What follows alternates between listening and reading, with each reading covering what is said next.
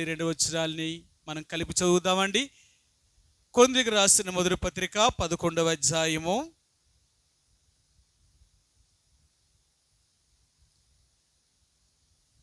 28, 29 వచనాల్ని కలిపి చదువుదాం. నాతో కూడా కలిసి చదవడానికి ప్రయత్నం చేయండి. కాబట్టి ప్రతి మనుషుడు తన్ను తాను పరీక్షించుకొనవలెను, అలాగు చేసి ఆ రొట్టెను తిని ఆ పాత్రలోనిది త్రాగవలెను. ప్రభు శరీరమని వివేచింపక తిని త్రాగువాడు తన శిక్షావిధి కలుగుటకే తిని త్రాగుచున్నాడు. ప్రభు చదవబడిన లేఖన భాగాన్ని దేవుడు దీవించునుగాక. మరి ప్రభు యొక్క రక్తమాంసములో మనం పాలు పంపులు పొందే ప్రతిసారి కూడా మళ్ళీ మనం పరీక్షించుకోవడానికి దేవుడిచ్చే అవకాశము. వారానికి ఒక్కసారి మనం ప్రభు యొక్క రక్తమాంసములో పాలు పంపులు పొందుతున్నాం. అంటే సంఘంగా మనం కూడి రావడానికి ఇది అందరూ రావడానికి అనుకూలమైన సమయం. కాబట్టి సంఘముగా కూడి వచ్చినప్పుడల్లా ప్రభువును మనం జ్ఞాపకం చేసుకోవడం కొరకే ఆయన రక్త మాంసములకు సాదృశ్యంగా ఉన్న ఆ రొట్టెను, ఆ రసాన్ని దేవుడు మనకి సాదృశ్యంగా ఇచ్చాడు. ఎందుకు అంటే మనం ఎలాగ జీవిస్తున్నాము, మనం ఎలాగ ఉంటున్నాము. ఎందుకంటే ప్రభు యొక్క శరీరానికి, ఆయన రక్తానికి సాదృశ్యంగా ఉన్న ఆ రొట్టెను, రసాన్ని తినే ముందుగా నేను ఏం చేస్తున్నాను, నేను ఎలాగ జీవిస్తున్నాను, ఇది మనకు స్వపరీక్ష అనేది చాలా అవసరమండి. ఎందుకంటే ఆ దినాలలో ప్రతిరోజు కూడా ఇంటింట తప్పక కూడుకొనుచు, అంటే సంఘముగా ప్రతిరోజు వారు కూడుకుంటూ ఆ దినములో వారు చేసిన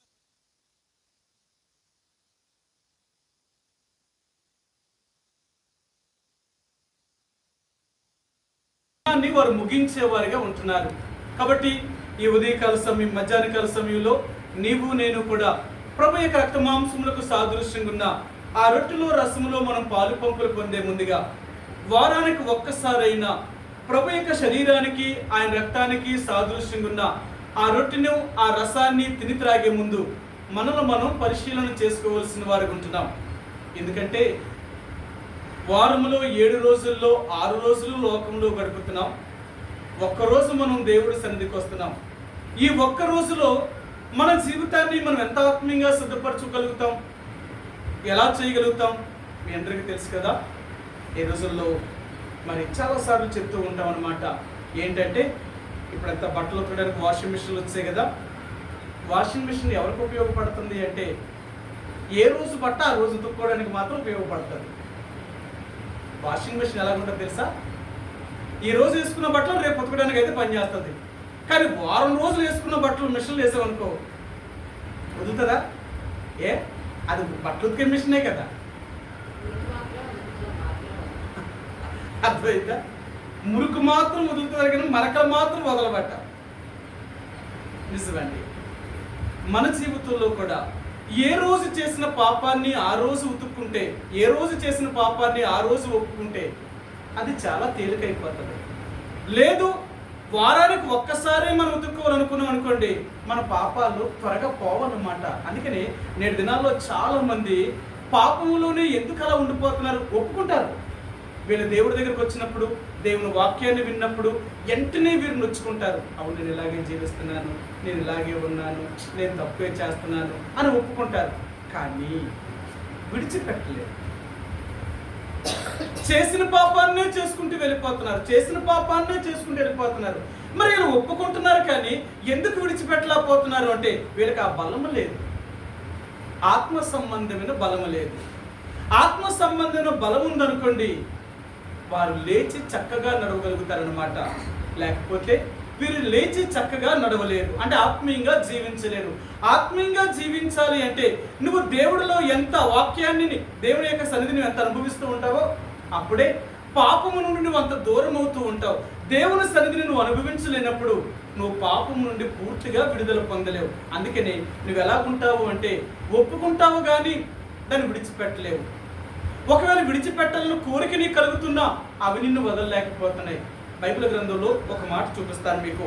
32వ కీర్తనలో కీర్తనకారుడైన దావీదు ఇలాగ చెప్పారు. ఆయన ఏం చెప్పారో చూపిస్తారు మీకు. 32వ కీర్తన గ్రంథము 32వ అధ్యాయము 1 వచనం, మొదటి వచనం అండి. తన అతిక్రమములకు పరిహారము నొందిన వాడును, తన పాపములకు ప్రాయశ్చిత్తం నొందిన వాడును ధన్యుడు. చూసారా, ఎవరు ఆశీర్వదించబడతారు, ఎవరు దీవించబడతారు అంటే తన అతిక్రమములకు తన పాపములకు పరిహారము నొందినవాడు. ప్రియ సహోదరి సోడా, ప్రభు యొక్క రక్తమాంసములో పాలు పంపులు పొందే ప్రతిసారి కూడా మనం ప్రభు దగ్గర మన జీవితాన్ని ఒప్పుకొని విడిచిపెట్టగలుగుతున్నామా? ఒకవేళ నువ్వు ఒప్పుకున్న దాన్ని విడిచిపెట్టకపోతే నువ్వు ఒప్పుకున్నది సరైనది కాదనమాట.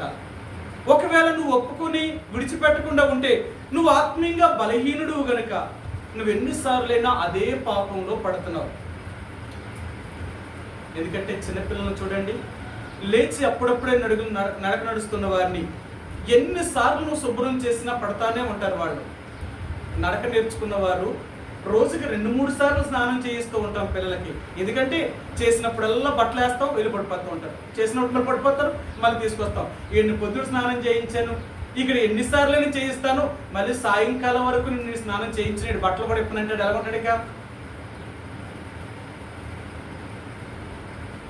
ఆడిని చూస్తే మనకే బాధ అనిపిస్తుంది అనమాట. అంతేకాదు, అలాగే వదిలేస్తే ఎన్ని జబ్బులు వచ్చేస్తాయో వాడికి. ఎందుకంటే ఆడు ఎక్కడెక్కడో పడుతూ ఉంటాడు, ఏమేమో అంటించుకుంటూ ఉంటాడు. అన్ని వాటితో వదిలేస్తే ఆడికి ఎంత ప్రమాదం చూడు. ఆత్మీయ జీవితంలో నీవు కూడా ఎన్నిసార్లు పడుతూ లెగుస్తూ ఉంటున్నావు. లేవడానికి అంటే పడుతున్నావు, కానీ లేచి చక్కగా నడవడానికి మాత్రం ఉపయోగం లేకుండా పోతుంది. కారణం ఏంటంటే బలహీనమైన పాదములు, బలహీనమైన జీవితము. కాబట్టి ఈరోజు దేవుడు అంటున్నాడు, ఇప్పటికైనా నువ్వు ఒప్పుకున్న దాన్ని విడిచిపెట్టగలుగుతున్నావా? అలా విడిచిపెట్టకపోతే నువ్వు ధన్యతలోనికి రాలేవు, నువ్వు ఆశీర్వదించబడలేవు. ఈనాడు యేసుప్రభువును నమ్ముకొని దేవుని బిడ్డలంటూ మనబడుతున్న వారు ఎందుకు దేవుని చేత ఆశీర్వాదాన్ని పొందలేకపోతున్నారు తెలుసా? మీకు ఎన్నోసార్లు చూపించాను. నువ్వు యేసుప్రభువును నమ్ముకున్నప్పటికీ కూడా మన స్థితి అలాగే ఉంది అంటే దానికి కారణమే మనం చేసే పాపములే వాటికి కారణము. నేను చూపిస్తాను మళ్ళీ ఒకసారి. ఇర్మియా గ్రంథము 5వ అధ్యాయము, ఇర్మియా గ్రంథము 6వ అధ్యాయము, క్షమించండి 5వ అధ్యాయము, ఇర్మియా గ్రంథము 5వ అధ్యాయము 25వ వచనం అండి. 5:25 మీ దోషములు వాటి క్రమమును మీకు తప్పించను గనుక మీకు మేలు కలుగుకున్నటకు మీ పాపములే కారణము. సరే, మన పాపాలే మనకు కారణం అంట. దేనికి అంటే మనకు మేలు జరగకపోవడానికి గల కారణము. ప్రియ సహోదరి సోడా, ఈ యొక్క మధ్యాహ్నకాల ఉదయకాల సమయంలో ప్రభు యొక్క రక్త మాంసంలో పాలు పంపులు పొందే ముందుగా ఇప్పటికైనా మన పాపాన్ని ఒప్పుకొని విడిచిపెట్టగలుగుతున్నామా? ఎందుకంటే లోకములో 6 రోజులు మనం ఉండడం వల్ల లోకంలో ఉన్న బలమే మనకి ఎక్కువ అవుతుంది. అందుకని మళ్ళీ పాపము లాగుతుందే తప్ప దేవుడు లాగలేకపోతున్నారు. చిన్నప్పుడు చూడండి, ఇప్పుడు అంతా తాడాట ఆడుతున్నారు కదా, అటు 10 మంది ఇటు 10 మంది తాడు లాగుతూ ఉంటారనమాట. అటు 10 మంది ఇటు 10 మంది తాడు లాగుతుంటే ఎవరు లాగేస్తారు? 10 మంది ఈ 10 మంది ఇద్దరు లాగగలరా? ఎవరో ఒకలే లాగగలరు. ఎవరికి ఎటువైపు బలం ఎక్కువ ఉంటే వారు లాగుతారు, వాళ్ళు నెగ్గినట్టు. అవునా? అలాగే నీ నా ఆత్మీయ జీవితంలో కూడా లోకమా దేవుడా నిన్నెవరెక్కువ లాగుతుంది? ఏ వైపు నువ్వు మొగ్గుతున్నావు? ఏ వైపు నువ్వు పడిపోతున్నావు? నీ బలం ఎక్కడ ఉంది? ఆత్మీయమైన వైపా, శరీరానుసారమైన వైపా? ఈరోజు నీ బలాన్ని చెక్ చేసుకో. నువ్వు దేనికి నీ శరీరంలో బలం ఎక్కువ ఉంది? ఆత్మకు బలం ఎక్కువ ఉందా, శరీరానికి బలం ఎక్కువ ఉందా? మీకు ఎన్నోసార్లు చూపించాను, మరలా చూపిస్తాను. కొరింథీయులకు రాసిన 2వ పత్రిక, కొరింథీయులకు రాసిన 2వ పత్రికలో అపొస్తలుడైన పౌలు ఇలాగ చెప్తున్నాడు. ఆయన ఏం చెప్పాడో మీకు చూపిస్తాను. 4వ అధ్యాయము 16వ వచనం అండి. కొరింథీయులకు రాసిన 2వ పత్రిక 4వ అధ్యాయము 16వ వచనం. కావున మేము అధైర్యపడము, మా బాహ్య పురుషుడు కృషించినను మా ఆంతర్య పురుషుడు దినదినము నూతన పరచబడుచున్నాడు. మనలో 2 పురుషులు ఉన్నారు. 1 ఆంతర్య పురుషుడు, 2 బాహ్య పురుషుడు. అంటే శరీర సంబంధమైన పురుషుడు, ఆత్మ సంబంధమైన పురుషుడు. వీళ్ళిద్దరికి ఎవరికి బలం ఎక్కువ ఉంటే వారు అటువైపు నీళ్ళు లాగుతారనమాట. శరీర సంబంధమైన పురుషుడికి నీకు బలం ఎక్కువ ఉందనుకోండి, లోకంలోనికి నీళ్ళు లాగుతాడు. ఆత్మ సంబంధంలో శక్తి నీకు ఎక్కువ ఉందనుకోండి, ఆ పురుషుడికి బలం ఉందనుకోండి, లోకము నుండి ఆత్మ వైపు నేను లాగుతాడు. ఇప్పుడు నువ్వు ఎవరి వైపు ఉన్నావు? ఏ బలం వైపు నువ్వు ఉన్నావు? ఈరోజు దేవుడు అంటున్నాడు, యేసు ప్రభువుని అంగీకరించిన వారిగా ఉంటున్న నీవు నేను కూడా ఒక్కసారి పరీక్ష చేసుకో. నువ్వు ఎటువైపు వెళ్తున్నావు? నువ్వు శరీర సంబంధమైన పురుషుడివా, ఆత్మ సంబంధమైన పురుషుడివా? అపొస్తలుడైన పౌలు చెప్తున్నాడు, నా బాహ్య పురుషుడు దినదినము కృషించినను, నా ఆంతర్య పురుషుడు దినదినము నూతన పరచబడుచున్నాడు. మరి మీకు తెలుసో తెలియదో నాకు తెలియదు, కానీ మీ అందరికీ తెలుసు, మీరు కాదు అంటలేదు. ఎందుకంటే మీకు కొన్ని విషయాలు జ్ఞాపకం చేస్తాను. ఎందుకంటే స్త్రీ పురుషుడు అనేది వీళ్ళిద్దరు వ్యత్యాసం ఎక్కువ ఉంటుంది. లోకంలో కూడా అలాగే చూస్తూ ఉంటారన్నమాట.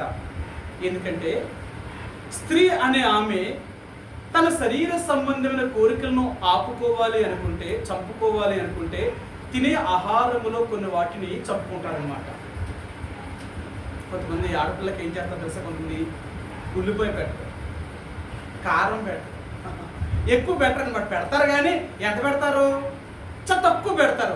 ఎందుకు పెడతారు అంటే, అలా పెడితే వాళ్ళు తప్పు చేయడానికి అవకాశం ఎక్కువ అవుతుందేమో అని భయపడి తల్లిదండ్రులు ఏం చేస్తారంటే ఏదైనా లిమిట్గా పెడతారనమాట, తక్కువ పెడతారనమాట. కారణం ఏంటంటే వీళ్ళు శరీరాన్ని అదుపు చేసుకోవాలి అనుకుంటే శరీరానికి కావలసిన వాటిని అన్నిటినీ ఇవ్వరన్నమాట. అలాగే ఇవ్వకపోతే శరీరం ఏముంటుందంటే మన దారిలోకి వస్తుంది అనమాట. శరీరం మన మాట వినాలి అంటే దానికి కావలసినవన్నీ ఇవ్వకూడదు. దానికి ఎంతవరకు అవసరం మాత్రం అంతవరకే పెట్టాలా. అంతకు మించి మనం ఏది తిన్నా అది మనకు ప్రమాదకరమే. ఈరోజు ప్రతి ఒక్కరు కూడా మనలో అంటే ఇప్పుడు టెస్ట్ చేసుకుంటే బ్యాడ్ ఫ్యాట్, మంచి కొవ్వు, అంటే మంచి కొవ్వు, మరి చెడు కొవ్వు కూడా ఉంటుందంట. చెడు కొవ్వు ఎక్కడిది? అది ఎక్కడి నుంచి వస్తుంది? మన కొవ్వును డైరెక్ట్గా తినేస్తే వస్తుందంటారా? కాదట. మనం తినే ఆహారంలో ఎక్కువ పెరిగిపోవడం వల్ల ఒక ఆమె నాకు ఇలా చెప్పింది అనమాట, అన్నగారు నా ఒంటి నిండా కాయలు వచ్చేస్తున్నాయండి అని చెప్పింది.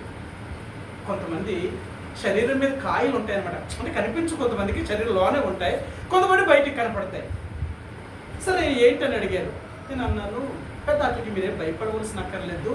కొన్నిసార్లు శరీరం ఉన్న ఈ బ్యాడ్ కొవ్వు అనేది, చెడు కొవ్వు అనేది శరీరంలో అక్కడక్కడ కాయిల్లా ఉండిపోద్ది అనమాట. ఈ కొవ్వు కరిగిపోవాలంటే ఏం చేయాలంటే తినే ఆహారం తగ్గించి ఎక్కువ పని చేస్తూ ఉంటేనంట ఈ కొవ్వు కరుగుతూ ఉంటుందట. తిండి తక్కువ తిని పని ఎక్కువ చేస్తూ ఉంటేనంట మన ఒంట్లోనే కొవ్వు కరిగిపోతూ ఉంటుందట. అప్పుడు మన శ్రమ పడినందుకు ఆ కొవ్వు కరుగుతుంటుంది. తిండి తక్కువ తిన్నాం కాబట్టి ఇంకా ఫ్యాట్ అక్కడ రాదట.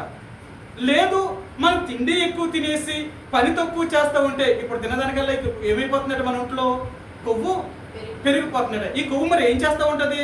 అదే కాయిల్లాగా శరీరంలో అక్కడక్కడక్కడక్కడక్కడ పెరిగిపోద్దట.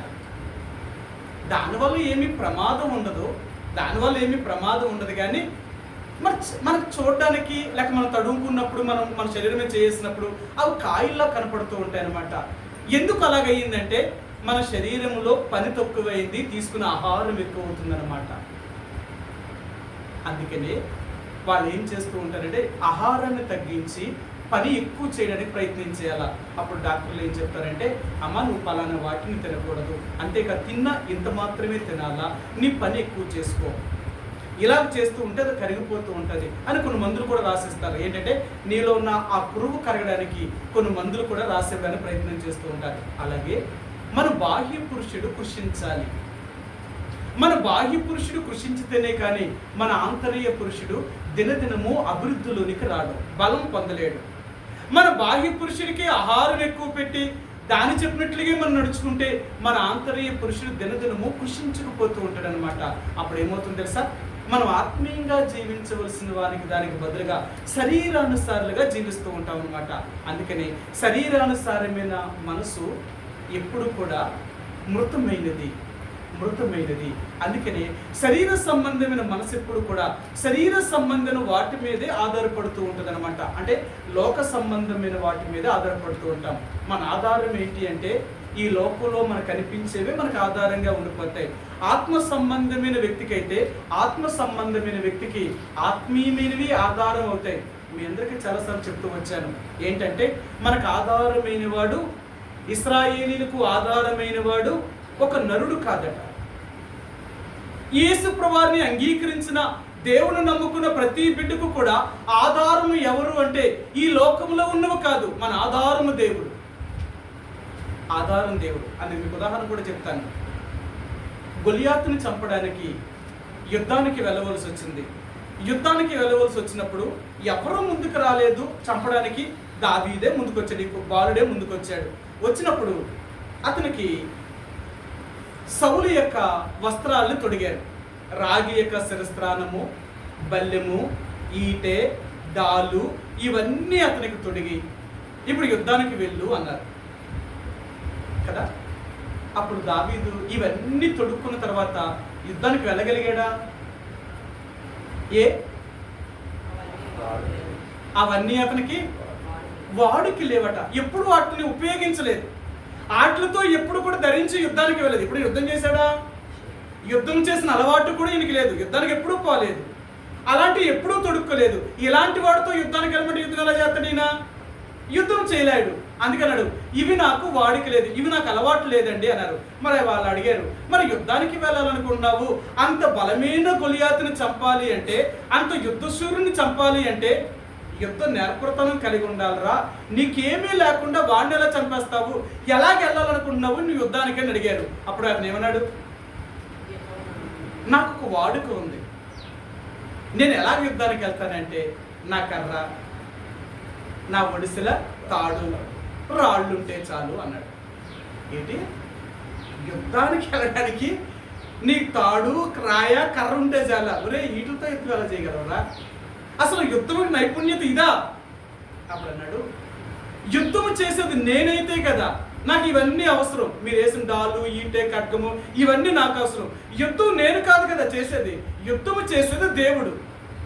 నేను కాదు యుద్ధం చేసేది, నేను దేవుని పక్షంగా నిలబడుతున్నానంతే. యుద్ధం ఆయనే చేసుకుంటాడు, కాబట్టి నేను వెళతానంతే, దేవుడే చూసుకుంటాడు యుద్ధాన్ని అన్నాడు. అంతే. ఈరోజు మనకు వాడిక ఏంటో తెలుసా? మనం బ్రతకడానికి ఇవన్నీ వాడుక, కానీ ఒక దేవుడి బిడ్డ బ్రతకడానికి ఇవన్నీ వాడుక. మన ఒక వ్యక్తిని కలిశాను, మన మంగళవారం పెళ్ళిలో కలిశారనమాట. అన్న ఎలాగున్నారు? ఎలాగున్నాను చూసి ఎలాగైపోతున్నాను. అదేటన్నా మీకేంటన్నా బాబు, మీ పెన్షనే 70,000 రూపాయల పెన్షన్ వస్తుంది, మంచి ఇల్లు కట్టుకున్నారు, కాకినాడలో 2 అంతస్తుల అపార్ట్మెంట్ కట్టారు, ఇవన్నీ కలిగి మీకేంటండి అన్నారు. అవును నిజమే, అన్నీ ఉన్నాయి కానీ తినడానికే రోగం అంట. ఏమంటేనంట, ఏ తిన్నా జబ్బే, ఏ తిన్నా జబ్బే. అందుకే సూడు జాబా. నా రోజు ఆహారం ఏంటో తెలుసా? ఏమీ లేకుండా, షుగర్ కానీ బీపీ కానీ పెరగకుండా, ఉప్పు కారం తీపి అనేది ఏమీ తినక అన్నీ చప్పటియే తినాలంట. ఇది నా వర్క్. ఎందుకెన్ని ఉంటే మాత్రం ఉపయోగం ఏమంటే ఉండాలి కానీ చెప్పుకోవడానికి పనికొచ్చే తప్ప నేను అనుభవించడానికి ఏమీ పనికి రాలేదు. అర్థమైందా? అంటున్నావా? అవి కాదు. ఆ దేవుడు నీకు ఆరోగ్యం ఇస్తేనే అవన్నీ అనుభవించగలవు. ఆయన్నికి ఆరోగ్యం ఇవ్వకుండా, ఆయన్నికి బలం ఇవ్వకుండా నువ్వేం అనుభవించగలవు? నేనేం అనుభవించగలుగుతాం? జాగ్రత్త. మన ఆధారమైన వాడు ఈ లోకములో ఉన్నవి కాదు, నీ ఆధారము దేవుడు. మన ఆధారమైన దేవుణ్ణి, ఆయన మీద ఆధారపడడం నేర్చుకోవాలి. ఎప్పుడైతే మనం దేవుడి మీద ఆధారపడడం నేర్చుకోగలుగుతామో అప్పుడే దేవుడు మనల్ని అన్ని రకాలుగా సంరక్షించగలిగిన వాడు. నీ దేవుడు ఏం చేస్తాడు అనుకుంటున్నావా?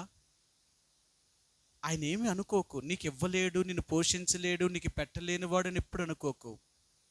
ఆయన అన్ని చేయగలిగిన దేవుడు. అందుకనే ఆయన సర్వశక్తి కలిగిన దేవుడట, సర్వాధికారము కలిగిన దేవుడు. ఈ భూమి మీద ఏది జరగాలన్నా ఆయన సంకల్ప ప్రకారముగానే జరుగుతుంది. మీకు ఎన్నోసార్లు చూపించాను, మన కాలగతులన్నీ కూడా ఆయన వశములోనే ఉన్నాయంట. ఆయన వశము కాకుండా ఏది మనకు జరగదు, మనం చేయలేము కూడా. కాబట్టి ఈరోజు దేవుడు జ్ఞాపకం చేసేదంటే, నీ బాహ్య పురుషుడు దినదినము కృషించగలుగుతున్నాడా? నీ ఆంతర్య పురుషుడు దినదినము నూతన పరచబడుతున్నాడా? నువ్వు ఎటువైపుకి వెళ్తున్నావు? ఆత్మీయంగా నువ్వు దేవుని వైపు వస్తున్నావా, లేక లోకం వైపుకి వెళ్తున్నావా? అందుకని అన్నాడు, నువ్వు ఎటువైపుకి వెళుతున్నావు, ఎటువైపు నడుస్తున్నావు, నీ బలం ఎటుంది? ఒక విశ్వాసిక జీవితంలో ఇక్కడే తేలిపోతారన్నమాట.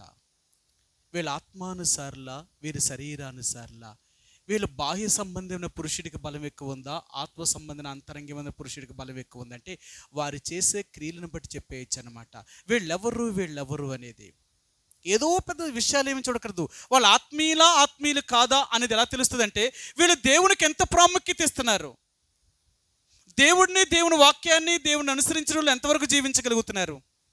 ఇలా కాకపోతే ఇంకా వాళ్ళ ఆత్మానుసరి వాళ్ళు వచ్చిపోయేవాళ్ళు అంతే. సరే, మనం దేవుడికి అభిమానులు అంట. దేవుడంటే ఇష్టం అంతే. దేవుడంటే ఇష్టం. ఎందుకు ఇష్టం? ఈ లోకంలో కొంతమందికి ఇష్టాలు ఉంటాయి. కొంతమంది సినిమా యాక్టర్లు అంటే ఇష్టం, కొంత లోకంలో పలుకుబడి కలిగిన వారంటే ఇష్టం, కొంతమందికి డబ్బున్న వాళ్ళు అంటే ఇష్టం. ఇలాంటి ఇష్టాలు ఉంటాయి కదా. దేని బట్టి వాళ్ళ ఇష్టం అంటే అంతే, దానికి ఏం చెప్పలేము అంతే. వాళ్ళంటే నాకు ఇష్టం అండి, అందుకని వాళ్ళని ప్రేమిస్తాను నేను అంతే, వాళ్ళని ఆరాధిస్తాను. ఇప్పుడు యేసుప్రభు అంటే నీకు ఇష్టం ఏంటి? ఆయన దేవుడు అండి అంతే, ఆయన అంటే ఇష్టం అంతే, అందుకే నమ్ముకున్నాను. నమ్ముకొని ఏం చేస్తున్నావు? నువ్వు చేయవలసిందేంటి? నువ్వు అభిమానువా? నువ్వు అభిమానువు కాదు. నువ్వేంటో తెలుసా? అనుసరించేవాడువి. నువ్వు క్రీస్తుని అనుసరించే వ్యక్తివి, అభిమానువు కాదు. అందుకన్నాడు మీరందరూ నాకు శిష్యులై ఉంటారు. మనందరం ఎవరమో తెలుసా? యేసుప్రభు వారికి శిష్యులమంట. శిష్యుడు అంటే అనుసరించేవాడు. మనం క్రీస్తు యొక్క మార్గముల్ని అనుసరించేవారు, ఆయన చెప్పిన ప్రతిదానికి శిరస వహించి నడిచేవారు. అలా లేకపోతే మన అభిమానులుగానే మిగిలిపోతాం. దేవుడంటే ఇష్టం, అందుకనే మందిరానికి వస్తాం. ఆయనంటే ఇష్టం, ఆయన కానుకలేస్తాం. ఆయనంటే ఇష్టం, ఆయనకంటే మనమే పూజ చేస్తాం. అంతకంటే ఇంకేమీ కాదు. నువ్వు అనుసరిస్తున్నావా? నువ్వు ఒక అభిమానువు కాదు, నువ్వు అనుసరించే వ్యక్తివి. అలాగ లేకపోతే మనం దేవుని యొక్క రాజ్యంలోనికి ప్రవేశించలేం. ఇంతకాలం మనం చేసే భక్తి అంతా ఎవరి కోసం చేస్తున్నావు? ఎందుకు చేస్తున్నావు? ఈ భక్తి అంతా ఈ భూలోకం వరకు మాత్రమేనా? మనుషులను నమ్మించడం కొరకేనా? మన లాభసాటి కొరకేనా? ఇలాగైతే అందరికంటే మనమే దౌర్భాగ్యులం. మీకు ఎన్నోసార్లు చూపించాను. మనం క్రీస్తునందు నిరీక్షణ ఉంచింది ఎందుకో తెలుసా? ఈ లోక సంబంధమైన వాటి కొరకు కాదు. సరే, చివరిగా ఈ మాట చూపించిన ముగిస్తాను. ఇంకా కొరింథీయులకు రాసిన 2వ పత్రిక, క్షమించండి, మొదటి పత్రికలోనే ఉన్నట్టుంది. ఆ మాట చూపిస్తాను. ఆ మొదటి పత్రికలోనే ఉందండి, 15వ అధ్యాయము. కొరింథీయులకు రాసిన మొదటి పత్రిక 15వ అధ్యాయము 19వ వచనం అండి. 15, 19. ఈ జీవితకాలం మట్టుకే మనం క్రీస్తునందు నిరీక్షించిన వారమైన ఎడల మనుషులందరికంటే దౌర్భాగ్యులమై ఎందుము. ఈ జీవితకాలం భూమి మీద ఉన్నంత మాట మట్టుకేనా మనం దేవుని మీద నిరీక్షించడం? మనం దేవుని నమ్ముకుంది భూ సంబంధమైన వాటి గురించా? కాదు. మనం యేసుప్రభువుని నమ్ముకుంది ఎందుకో తెలుసా? భూ సంబంధమైన వాటి కొరకు కానే కాదు. మనం ఎందుకు నమ్ముకున్నాము అంటే, నేను చనిపోయిన తర్వాత నా దేవుడి దగ్గరికి వెళ్ళాలి, ఇది నా కోరిక. యేసుప్రభు అనేక రక్తం చేత కడగబడిన నీవు నేను కూడా ఈ లోకములో పుట్టించిన దేవుడు నీకేం కావాలో అన్ని పుట్టకముందే మన కోసం నిర్ణయించాడట. మీ అందరికీ తెలుసు కదా. 139వ దావీదు కీర్తన 16 వచనంలో దావీదు మహారాజు అంటాడు కదా, 14, 15, 16 వచనాలు అంటాడు. మనం నియమింపబడక మునిపే, అంటే మనం పుట్టించబడక మునిపే మన దినములన్నీ ఆయన గ్రంథములో లిఖితములైపోయాట. అంటే మనం పుట్టిన దగ్గర నుంచి మనం చనిపోయేదాకా మనం ఎలాగుంటామో, ఏం చేస్తామో, ఎలా బ్రతుకుతామో ఇవన్నీ దేవుడు నిర్ణయించాడట. ఇవన్నీ నిర్ణయించి ఆయన అన్నీ రాసి పెట్టేశాడట. అవన్నీ రాసి పెట్టేశాడు. ఆయన రాసినట్లుగానే మన జీవితం జరుగుతుంది తప్ప మనం అనుకున్నట్లుగా జరగదు. అందుకని చూడండి, చాలాసార్లు మనకి ఏం జరగబోతుందో, ఏం జరుగుతుందో అని జ్యోతిష్కుల దగ్గరికి, ఇలాతే మరి మాచర్య చూసేవారికి, సోది చెప్పేవాళ్ళకి చూపిస్తూ ఉంటారు. ఎందుకంటే ఏం జరుగుతుంది, ఏం జరగబోతుంది. వాళ్ళు ఎవరైనా సరే నీకు జరగబోయేది చెప్పగలరేమో కానీ నీకు దేవుడు రాసిన నీ రాతలు బట్టి, అవునంటారా? నేను ఒకసారి మీకు సరదాగా చెప్తాను, అంటే మీకు మామూలుగా చెప్తాను. ఒకరోజు ఒక ఆయన అన్నాడు, నీ చెయ్యి ఏదయ్యా అని అడిగాడు. ఆయన దేవుడు నమ్ముకున్న బిడ్డ, దేవుడు నమ్ముకున్న బిడ్డ. నేను అన్నాను, ఏ జ్యోతిష్యం చూస్తావా ఏటని అడిగాను. అడిగితే లేదన్నా ఒకసారి చెయ్యి అన్నా అన్నాడు. అప్పటికి ఇంకా నాకు పిల్లలు అంటే ఒక్కలో ఇద్దరు పుట్టారు, అంతే, ఇద్దరే పుట్టారు. నేను మూడోది పాప కోసం ఉంచాను కదా, నేను ఉంచాను. ఆయన చూసి అన్నాడు, నీకు 4 పిల్లలు పుడతారు అన్నాడు. జోకేత్తనం ఏంటని అడిగాను. లేదన్నా నీకు 4 పిల్లలు పుడతారు అన్నాడు. నిజంగా నేను అన్నాను, ఆయనతో అన్నాను, నాకు 2 ఎలాగా బాబులు పుట్టారు, మూడోది పాప కోసం ఉంచాను, మూడోది ఏదైనా సరే ఆపరేషన్ చేయించేస్తాను, ఇంక నేను 4వ దానికోసం కూడా ఉంచను నేను అన్నాను. అన్నా నేను చెప్తున్నాను చూడండి, మీకు 4 పిల్లలు అన్నాడు. నేను అడిగాను. ఆయన అన్నాడు, మీకు 3 మగోళ్ళు 1 ఆడపిల్ల అన్నాడు. మరి ఇంతకు ఎలా చెప్పేస్తున్నాడు ఈయన? ఆయన ఎలా చెప్తున్నాడు అంటే నీకు 3 మగోళ్ళు 1 ఆడపిల్లలు. నేను అన్నాను, ఏటయ్యా బాబు ఎలా చెప్పేస్తున్నాను, ఇది నిజమా అబద్ధమా? నా జాతగా నువ్వెలా చెప్తున్నావు అంటే, నీ చేతుల్లో నీ గీతల్లోనే ఉందన్నా అన్నాడు. నిజమన్నా అన్నాడు. ఆయన నిజంగా చెప్పినట్టు నాకు అలాగే పుట్టారు, కవల పిల్లలు కదా, అందులో బాబు పాప. ఆయన అన్నాడు, నేను చెప్పానా, నీకు ఎలా తెలిసిందని? అన్నా చేతి మీద గీతలు, నొసరి మీద రాతలు ఉంటాయట. అంటే కదా లోకలు అంటారు కదా, నొసరి మీద రాతలు, చేతిలో గీతలు ఉంటాయట.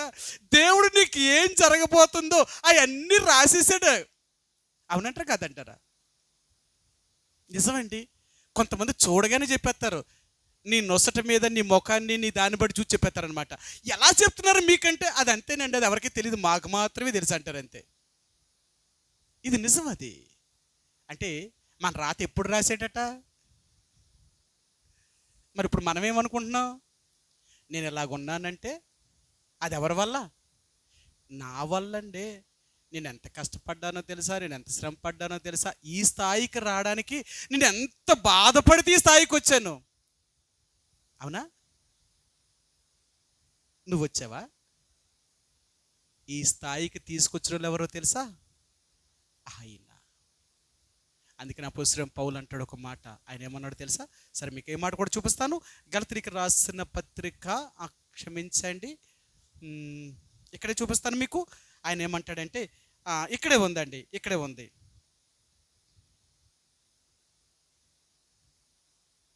కాదు, ఇక్కడ కూడా లేదన్నమాట. ఆయన అంటాడు, నేనేమై ఉన్నానో అది దేవుని కృప వలన అయి ఉన్నాను, నేను కలిగి ఉన్నది ఏదియు నా అంతటి నేను ఏదియు కలిగి ఉండలేదు అంటాడు ఆయన.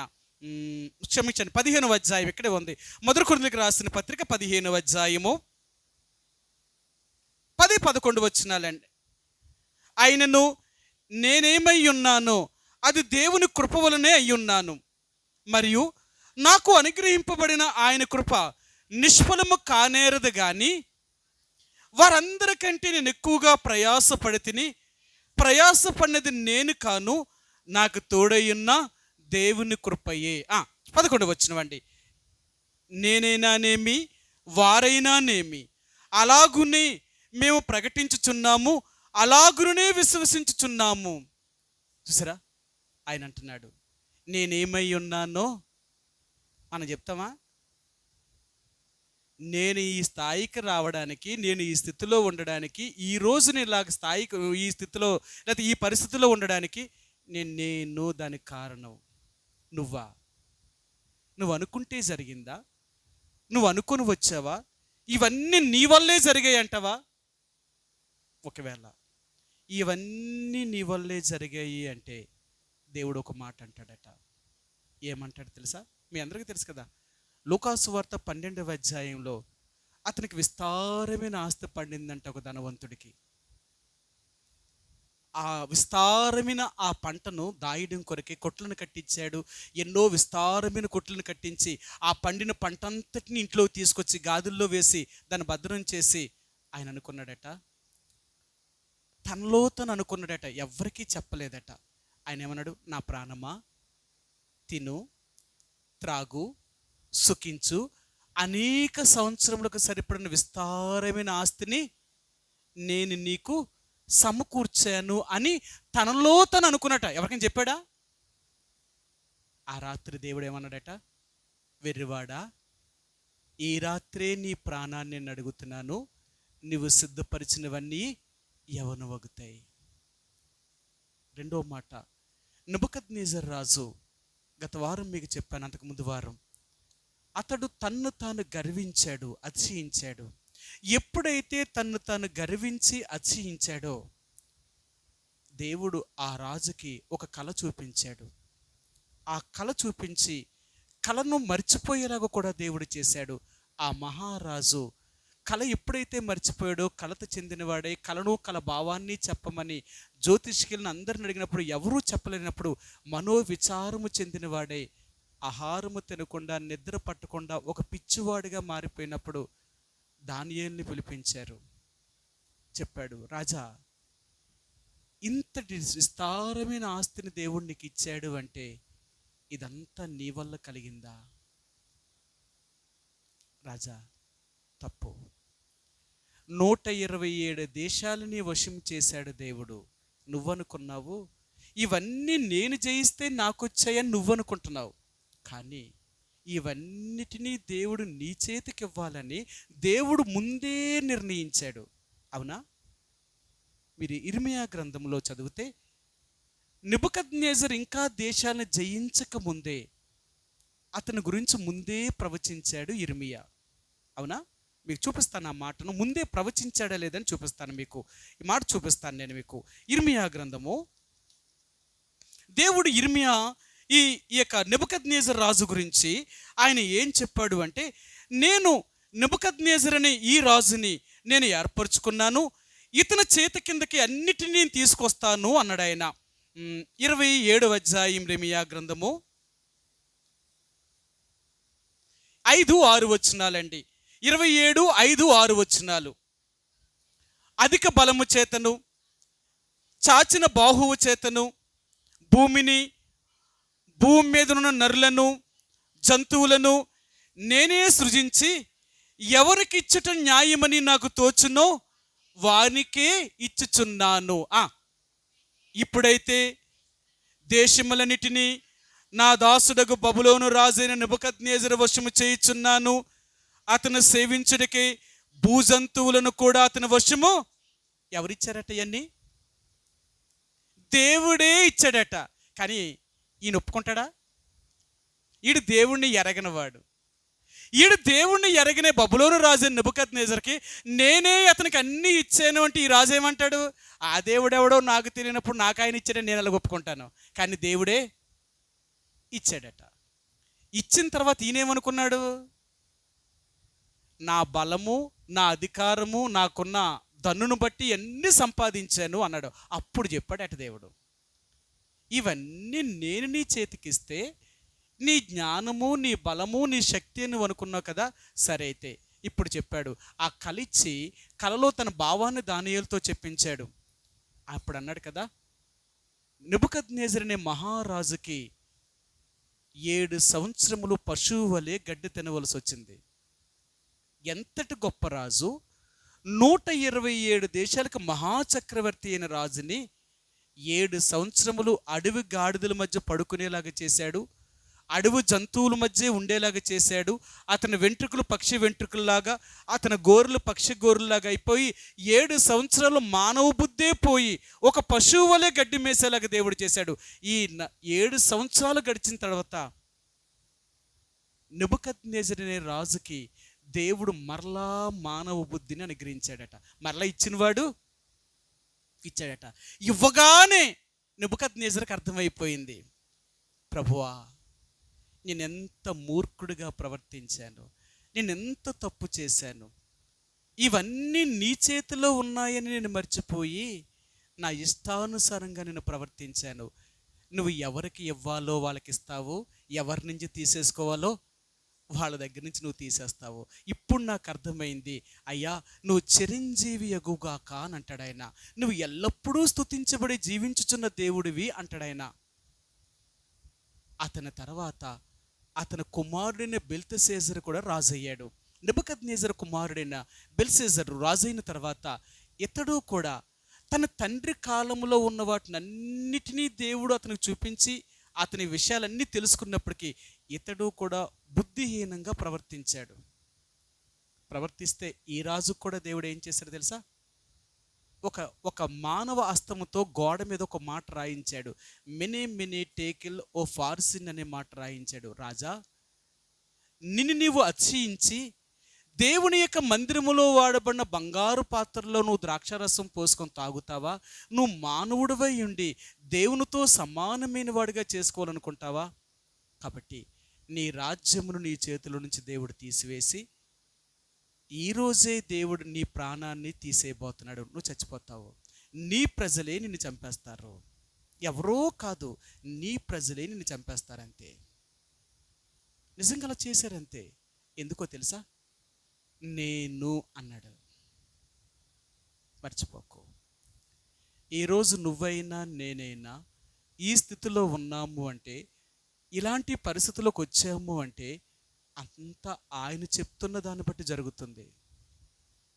నీకు ఎప్పుడు ఏది ఇవ్వాలో, ఎప్పుడు ఏది నీకు అవసరమో, ఎప్పుడు నీకు ఎలా చెయ్యాలో, నీ అవసరాలు, నీ అక్కర్లను, నీ సమస్యలను, నీ పరిస్థితులన్నిటినీ ఆయన చేతిలో ఉన్నాయి. ఆయన చేస్తున్నాడు. అన్నీ ఆయన వల్ల జరుగుతూ ఉంటే ఈ రోజున మనం ఏమన్నాం అంటే ఇదంతా నేను అని నువ్వెలాగంటావు?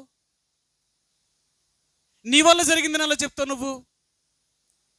ఒకవేళ నువ్వు అనేది ఎప్పుడైతే నువ్వు కనబడ్డానికి ప్రయత్నం చేస్తావో దేవుడు నిన్ను మరుగు చేయాలనుకుంటాడు ఆయన. ఎందుకో తెలుసా?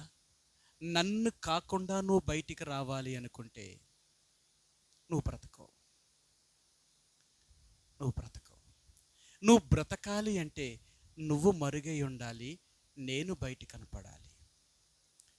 ఈరోజు నా అభివృద్ధికి కానీ, నేను ఇలాగ ఉండడానికి కానీ, నేను ఈ స్థితిలో రావడానికి కానీ వీటన్నిటికీ నా దేవుడండి కారకుడు, నేను కాదు. నేనైతే ఏపాటి వ్యక్తిని, నేను ఎక్కడో ఉండవలసిన వాడను.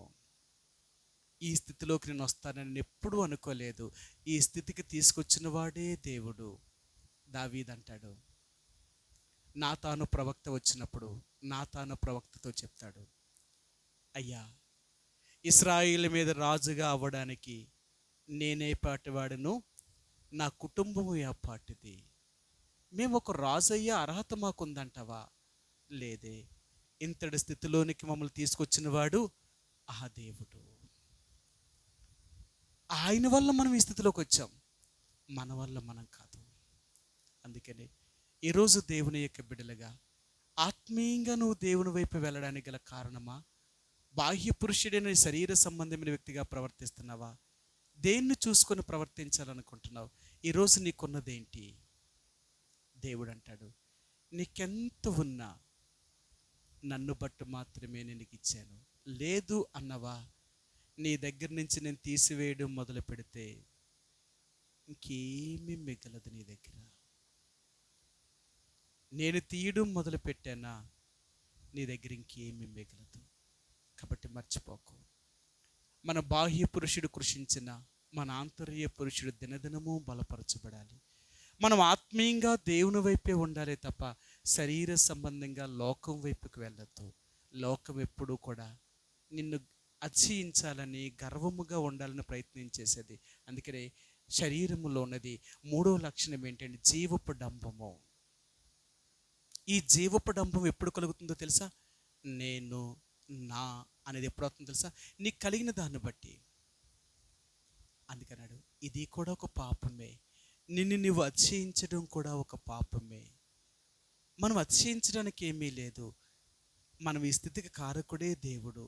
ఈరోజు మనం ఈ స్థితిలోకి రావడానికే దేవుడు. అందుకనే దేవుని బిడ్డ ఎప్పుడూ కూడా అతిశయించడట. దావీదు అపోస్తలుడైన పౌలు అంటాడు, అతిశయించడం నాకు దూరమవును గాక. నేను ఎప్పుడూ అతిశయించను. అతిశయించడానికి నాకేముందని, నేనేం కలిగి ఉన్నానని ఈ లోకంలోనికి ఖాళీ చేతులతో వచ్చాను. ఈ లోకం నుండి పోయేటప్పుడు ఖాళీ చేతులతో వెళ్ళిపోతాను. నేనేం పట్టుకెళ్తాను? నేనేం సంపాదించాను? నాకేముందని నేను అతిశయిస్తాను. ఇది నాది అని చెప్పుకోవడానికి నాకేదీ లేదు కదా. ఈ రోజు నేను చనిపోతే ఈ రోజు నేను ఖాళీ చేతులతో పోవాలి. ఏది నాకు కూడా వస్తుంది? ఏది నాది? ఎప్పుడైనా ఆలోచించావా? మనం అనుకుంటున్నాం, నాకేంటండి, నాకెంత ఉంది, అంత ఉంది, అది ఉంది, ఇది ఉంది అంటాం. దేవుడు అంటాడు, వెర్రివాడా, భూమి నాది, భూమి మీద ఉన్న సమస్తము నాది, నీదంటూ నీకేదీ లేదు, నీదేదీ లేదు. ఒకవేళ నీదంటావా, ఈ రాత్రే నీ ప్రాణాన్ని అడుగుతున్నాను, నువ్వు ఏదైతే సంపాదించావో, నీది అనుకున్నావో అది తీసిరాయితే. కాబట్టి ప్రభు యొక్క రక్త మాంసంలో పాలు పంపులు పొందే ముందుగా ఒక్కసారి మనం పరీక్షించుకుందాం. అతిశయించడం మనకు దూరం అవ్వాలి. మనకు ఆధారము దేవుడు. మన బాహ్య పురుషుడు కృషించిన మన ఆంతర్య పురుషుడు దినదినము నూతన పరచబడాలి. మనం లోకంలో వెళ్ళేవారం కాదు, మనం దేవుని వైపుకి వచ్చేవారు. మన బలమే దేవుడు, మనకు ఆధారమే దేవుడు. ఈరోజు మనం ఏది కలిగి ఉన్నా ఆయన లేకుండా మనం ఏది కలిగి ఉండలేదు. ఆయన బట్టే మనం కలిగి ఉన్నాం. ఒకవేళ ఏదైనా అతిశయించేది ఉంటే, గర్వించేది ఉంటే ప్రభు దగ్గర ఒప్పుకుందాం. నన్ను క్షమించు, నా బాహ్య పురుషుడు కృషించాలి, నా ఆంతర్య పురుషుడు అభివృద్ధి చెందాలి. నా బలము మీరు, నా ఆధారం మీరు. నేను లోకంలో ఉన్న వాటిని కాదు, నాకు ఆధారం ఇవి కాదు, నువ్వు నా ఆధారం. అలా ఏదైతే దేవుడు మనతో మాట్లాడాడో ఆ విషయాలు సరి చేసుకొని ప్రభు యొక్క రక్త మాంసంలో పాలు పంపులు పొందామండి. కొద్ది క్షణాలు మోకరించి కండ్లు మూసుకొని మనకు మనంగా పరిశీలన చేసుకొని ప్రభు యొక్క రక్త మాంసంలో పాలు పంపులు పొందాం.